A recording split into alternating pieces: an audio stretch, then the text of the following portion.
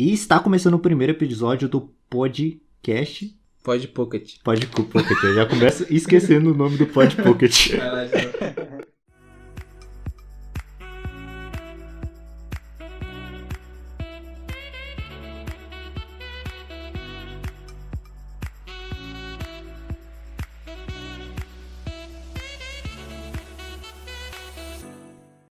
E o que é o Pod Pocket, Gabriel? Explica pra nós aí. Bom, pra quem não sabe, o Pod Pocket na verdade é uma versão resumida do que a gente já faz no podcast Gourmet. E a premissa dele é ser gravado ao invés de ser ao vivo e ter no máximo 30 minutos. Então é um bate-papo sem enrolação, direto ao ponto. E hoje a gente tá com o nosso primeiro convidado, que é o Matheus Marques, que ele é biomédico.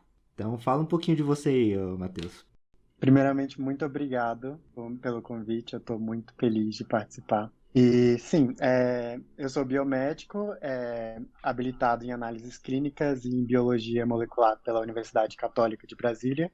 Atualmente eu sigo a minha vida aqui nos Estados Unidos, tentando habilitar o meu diploma para seguir na carreira científica e na carreira da biomedicina aqui também. E você também tem sua página no Instagram e no Facebook, né? Que você pretende botar aí pra frente, né? Fala um pouquinho dela aí pra Então, nós. eu sempre fui muito apaixonado pela ciência, sempre fui muito apaixonado por descobrir coisas e depois que eu entrei na faculdade eu fiquei mais apaixonado por espalhar essas coisas. Então, as páginas elas têm esse intuito. Depois que eu aprendi as coisas na faculdade, eu quero compartilhar com as pessoas. Tanto as pessoas que não têm nenhum conhecimento de ciência, pessoas tipo Eu. não têm formação mesmo, e tanto acadêmicos que querem encontrar maneiras mais divertidas de aprender alguns conteúdos que na faculdade são chatos pra caramba. Então eu tenho uma página no Instagram que se chama Mateus Science, que ela era focada antigamente em histologia, mas agora eu vou ampliar ela, eu vou falar sobre coisas no geral. E a página no Facebook que é especificamente sobre histologia. Muito bacana. Acho que não poderia ser mais importante do que o Matheus para começar esse novo quadro, que é justamente para falar sobre esse tema muito louco, que para quem não sabe, que pode estar ouvindo esse podcast em 2059 e não sabe, e nós estamos vivendo uma pandemia por causa do Covid. Da Covid. Da Tem que Covid. lembrar que a gente fala muito do Covid, mas é da Covid. Da Covid. Então, nós trouxemos aqui o Matheus para falar um pouco sobre a Covid e sobre a vacina que recém foi lançada e estamos aí passando pelo processo de vacinação da população. Então, Matheus, você pode explicar para quem não sabe, não sei, talvez alguém do futuro, alguém que não esteja vivendo na Terra, esteja nos ouvindo, o que seria a Covid? Então, gente, eu vi inclusive que vocês ficaram um pouco assim para falar a Covid ou Covid, é porque tem muita confusão em relação à Covid, que no caso é a nomenclatura da doença, para o vírus. O vírus se chama SARS-CoV-2. Então a gente fala a Covid porque a gente está falando sobre a doença, e pro vírus a gente fala o SARS-CoV-2. Então, o vírus SARS-CoV-2 é um vírus que faz parte da família dos coronavírus. E é um vírus que não é novo, né? Assim, para quem já estuda os vírus há muito tempo, sabe que essa família ela já é conhecida há muito tempo. Agora, o vírus SARS-CoV-2 especificamente, ele é um vírus que foi identificado em Wuhan em 2019. Primeiros médicos encontraram umas coisas meio estranhas lá em um hospital de Wuhan. Tipo, as pessoas estavam tendo um tipo de pneumonia grave muito diferente do normal. Então, eles começaram a pesquisar o que estava acontecendo lá. E aí eles viram que essa pneumonia era causada por um vírus, e desses pacientes que tinham essa pneumonia, 27 deles, pelo que foi reportado em alguns artigos, eles tinham uma ligação em comum, que no caso era ter consumido alguma coisa de um mercado de frutos do mar bem próximo dentro de Wuhan, né? É da região, né? Isso. Então, eles falaram assim, cara, tem alguma coisa acontecendo nesse mercado. Eles começaram a ver as coisas lá, é um mercado que não seguia assim muito os padrões higiênicos desejáveis para um lugar que se vende comida, né? É um lugar que tinha muitas, é tipo umas feiras que a gente vê aí no Brasil, uns lugares bem tipo Precários, né? bem difícil mesmo de Mandar você o Jacan pensar lá. que vai ter uma coisa legal dele. Mandar o Jacan para corrigir as coisas. Então lá tinha animais vivos, inclusive morcegos, pangolins, outras coisas. Enfim, com as análises, né, metagenômicas, e, comparando o vírus que foi encontrado com os pacientes desse hospital e com de animais encontrados lá nesse mercado, conseguiram encontrar tipo um match entre o vírus que estava infectando os humanos e vírus que já infectava outras espécies de animais. No caso, o morcego e o pangolim, que são os vírus que infectam esses animais, da coronavírus, eram muito próximos aos vírus encontrados nos humanos. Uhum. E aí, daí em diante, a China ela já anunciou para o mundo que tinha tinha identificado um vírus novo, e enquanto isso o vírus continuava se espalhando, porque eu imagino que ninguém esperava que ia ser uma coisa tão grande assim. Uhum. Aí o vírus foi se espalhando pela Ásia e tal, e chegando em todos os lugares, até chegar aqui nos Estados Unidos, aí no Brasil, e acontecer tudo isso que aconteceu até agora. Apesar da propagação, eles acabaram lidando muito bem, né, com a situação, o próprio Wuhan, né, que eles fecharam lá a cidade. Eles tiveram pouquíssimos casos, né? Poucas mortes também. Isso. Inclusive, foi muito importante eles terem notificado a existência desse novo vírus. E assim que eles puderam, algumas pessoas consideram que foi um pouco tarde, mas olhando em hoje, eu acho que não foi tarde. Eles não sabiam muito bem o que estava acontecendo. E eles notificaram, eles divulgaram as informações necessárias para que os outros países ficassem em alerta. Uhum. E os países que foram espertos, né, os governantes espertos, eles começaram a recrutar os seus sistemas de cientistas e de saúde e tal, para tentar ter alguma resposta, porque poderia ser uma coisa que chegasse ao país deles, né? Acho que deve ter sido muito difícil, assim, tipo, eles olharem assim, realmente aí isso aqui vai tomar uma proporção grande e vai ser mundial. Cara, acho que imagino que seja muito difícil você considerar isso, essa possibilidade. Tipo, cara, essa merda é muito grande. Sim, com certeza. Nossa, é uma responsabilidade, assim, uma coisa que se a gente soubesse, né? Se tivesse uma data para começar uma pandemia, a gente pudesse se preparar, mas não tem mesmo, realmente. Todo mundo foi pego de surpresa. E aí tem gente que acha que foi coisa de conspiração, né? Tipo, ataque da China, ou assim. Inclusive, foi bom você falar disso, porque uma das teorias que emergiu, né, com o coronavírus foi que esse vírus ele veio de uma modificação laboratorial, né? Foi uma coisa assim que ficou muito grande. Aqui no Brasil se popularizou muito essa teoria, e é uma coisa que foi desmentido pelos artigos da Nature posteriormente, e eles mostraram com análise genética que seria impossível você modificar um vírus dessa forma, e mostraram que realmente o vírus ele veio de um processo que já aconteceu com outros tipos de vírus, que é um processo de mutação que provocam o vírus acaba se tornando capaz de pular entre espécies, sabe? Uhum.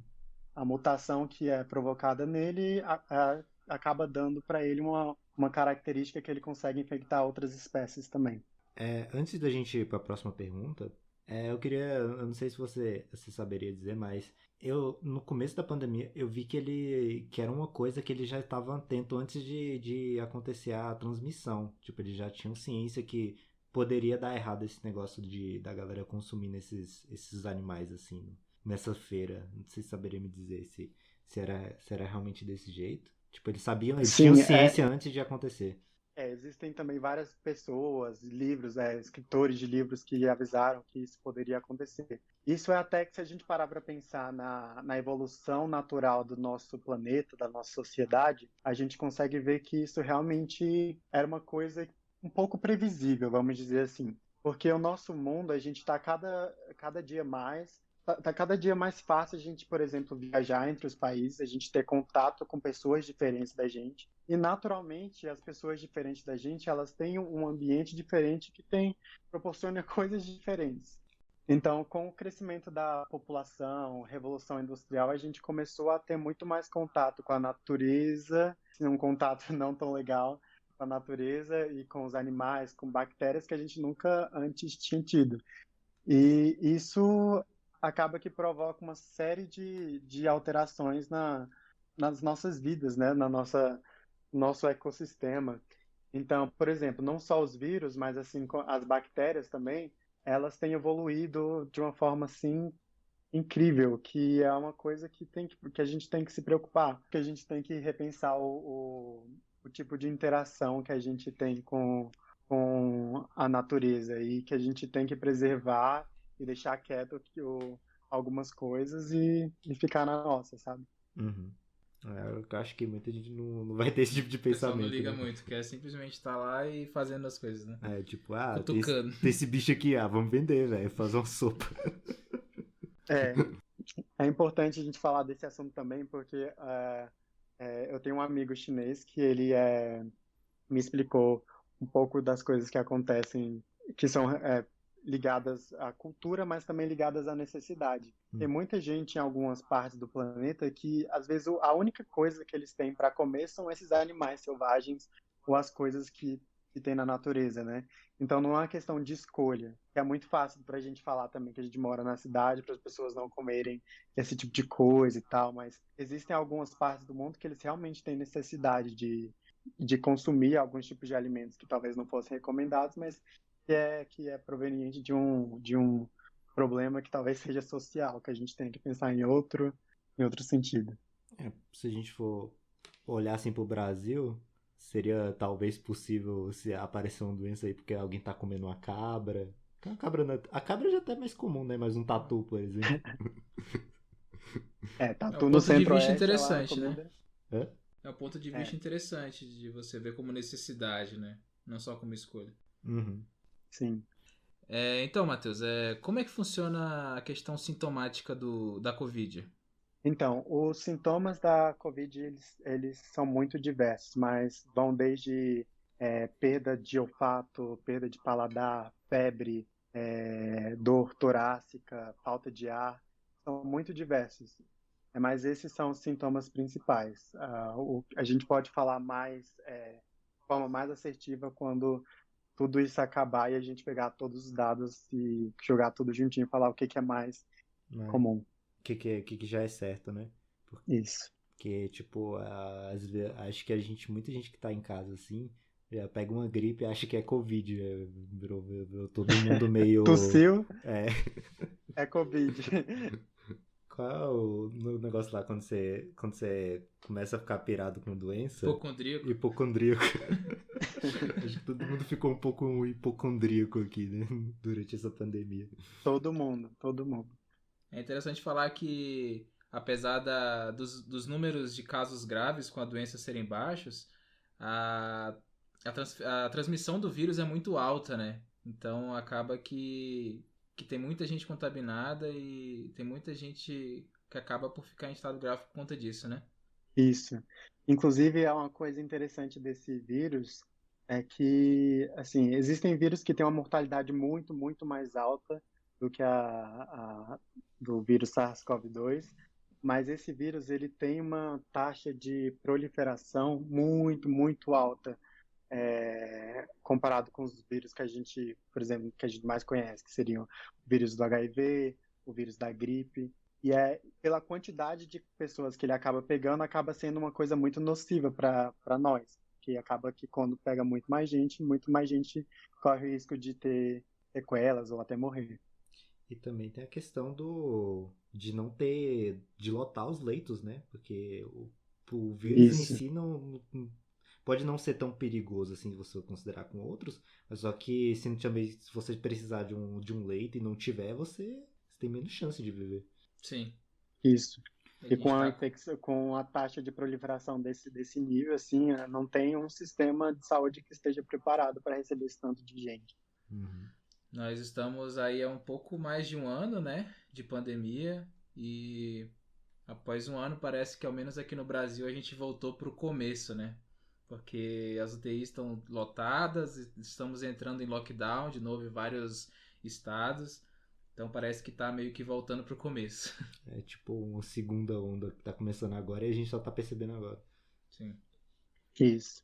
É difícil a situação do Brasil, é muito triste, realmente, porque existem muitas falhas, não só o vírus, né, que já é uma coisa muito grave, mas existem as falhas de logística por conta da situação política, que acaba agravando a situação que já era grave. E indo mais para o que tá mais novo, assim, para não ficar muito nos papos batidos, quanto tempo, tipo, na questão da vacina, quanto tempo normalmente demora para se desenvolver uma vacina dessas? Porque eu sei que a do Covid foi rápida, né, comparando as outras. Aham. Olha, geralmente, antigamente, né? Porque agora eu acho que a gente vai também abrir uma nova fase de produção de vacinas, talvez. As vacinas demoravam, tipo, cerca de 10 anos, mas isso varia muito de acordo com o tipo de vacina, com a quantidade de dinheiro que é investido, com a quantidade de pessoas para se testar. E a vacina para a Covid-19, ela foi uma vacina que foi desenvolvida em tempo recorde, mas as pessoas elas agora estão confiando por conta desse tempo, mas a gente tem que pensar em tudo que aconteceu por causa dessa pandemia também. Primeira coisa é que nunca foi investido tanto dinheiro em uma doença específica quanto foi investido nessa doença. A outra coisa é que, como a doença tem uma taxa de proliferação muito alta, ela acabou atingindo muitas pessoas. E dentro dessas pessoas acabam tendo muitos voluntários, muitas pessoas para participar dos estudos. Antes, em alguns tipos de doença, a gente não tem pessoas para serem voluntários. E a gente tem que ficar catando daqui e dali para tentar formar um grupo legal para testar as vacinas. Aqui a gente não tem problema de pessoas que não têm a doença. Hum. Outra coisa é que a produção dessa vacina começou há muito, muito tempo antes da própria Covid-19 existir, com as Hum. tecnologias, os avanços científicos. Então, alguns avanços científicos já estavam sendo feitos para outros tipos de vacina e acabaram que eles foram só desenvolvidos, foram, na verdade, modificados para essa vacina. E outro fator importante é que nas fases da vacina, muitas fases elas foram feitas de forma concomitante, ou seja, ao mesmo tempo. Hum. E antigamente, nas outras vacinas, geralmente isso não era feito. Então, o máximo que se pôde aperfeiçoar o tempo para essa vacina foi feito. Eu lembro que, acho que foi num vídeo do Átila, que ele falou que, se eu não me engano, uma das últimas vacinas assim que eles estavam produzindo, acho que era da H1N1, e ela tinha durado tipo 5 anos para ficar feita. Corrijam-me se eu tiver errado. Acho que foi a da H1N1. E ela, em comparação à do Covid, foi o quê? Um ano? Um ano e pouco? É menos que isso, Isso, porque isso. ela foi feita e ficando em testes, né? Isso. E a vacina, assim, se a gente parar para pensar, inclusive eu vou já explicar um pouco sobre as fases da vacina, porque eu acho que é interessante só para contextualizar o que a gente está falando agora. As vacinas, elas são separadas em fases, né? Uhum. Então, a primeira fase, que é a etapa inicial, ela é feita pelos cientistas no laboratório, visando descobrir quais moléculas devem ser utilizadas na composição dessa vacina. Aí depois a gente tem uma segunda fase, que é uma fase não clínica, que é quando a composição desenvolvida passa para os testes com os animais e os experimentos in vitro. Aí depois a gente começa a fase clínica, que é a terceira fase. Aí a gente começa a testar em humanos, e aí vai começando a testar em grupos variados e tal, pessoas que abranjam toda a população, sabe? E voltando na pergunta que você tinha feito, foram geralmente a gente seguia essas fases assim, tipo, uma por uma. Só que com o nosso desespero e com a necessidade também da vacina, é, o processo ele foi aperfeiçoado. Algumas etapas foi visto que dava para serem feitas ao mesmo tempo e algumas coisas para serem aceleradas. Então, por isso que as coisas aconteceram tão rápido, E nós já de estamos forma rápida. agora há bastante tempo já com a vacina até, né? Já foram feitos vários testes. E atualmente como é que está a eficácia das vacinas que nós temos e quais são elas? Então, a gente tem muitas, muitas vacinas já produzidas. Isso foi bem legal, porque criou uma corrida também de vacinas, né? A Coronavac, vou começar pela vacina que está sendo mais difundida aí pelo Brasil. Ela é feita com vírus inativado, ou seja, um vírus, eles colocam um vírus dentro do seu corpo que ele não faz nada, um vírus que não tem atividade nenhuma. Ela tem uma eficácia de 50,38%. Foram testadas 13.060 pessoas aí no Brasil. Agora, a outra vacina da AstraZeneca com a Fiocruz, ela foi feita com vírus vivo, só que ele não tem o potencial de replicação. e ela tem uma taxa de eficácia de 70%. As vacinas aqui dos Estados Unidos que estão sendo mais, que já foram aprovadas, que as pessoas já estão se vacinando, são as vacinas da Pfizer e da Moderna. A da Pfizer e da Moderna têm a eficácia, respectivamente, de 95% a primeira e 94,1%. E elas usam o mesmo tipo de tecnologia, que é a tecnologia do RNA mensageiro. Essa tecnologia é uma coisa super nova, é uma coisa assim, que estava sendo desenvolvida há um tempo e que agora eles estão usando e estão mostrando que é realmente eficaz. Que é, ao invés de colocar um vírus, como era feito de forma tradicional, dentro do corpo da pessoa para gerar os anticorpos, para a pessoa ficar imune, eles colocam uma molécula de RNA mensageiro, que é tipo como se fosse uma mensagenzinha. Essa molécula ela vai entrar dentro da nossa célula e vai estimular a nossa célula a produzir uma partezinha do vírus para o nosso corpo reconhecer e gerar anticorpos contra essa partezinha do vírus. É uma tecnologia muito nova pela eficácia, né, das vacinas da Pfizer e da Moderna, é uma coisa que realmente está funcionando e que não, ao contrário do que alguns boatos dizem, não transforma ninguém em jacaré, porque essas vacinas, elas... felizmente. Porque o RNA, ele não entra dentro do núcleo, ele não tem poder de alterar seu DNA, de fazer você virar uma outra coisa. Ele não tem. Possível. Isso é legal. Virar uma coisa assim. Talvez assim surjam os X-Men, né? Da próxima geração. Comente aí em algum lugar se você gostaria ou não de virar um jacaré. Então, acho que a gente já pode dizer que essas vacinas que estão sendo usadas aqui no Brasil são seguras, né? Mas elas têm, seguras elas são, mas elas têm algum efeito colateral, alguma contraindicação para quem aqui não pode usar, alguma coisa assim? Antes do Matheus responder essa pergunta, nós vamos pro intervalo. A gente já vai pro intervalo? Vamos pro intervalo. O intervalo é misterioso, nem a gente sabe o que vai ser. A gente ainda não sabe o que vai ser, mas vai ter um show no intervalo. Mas vai ser alguma coisa. Vai ser bom, eu acho.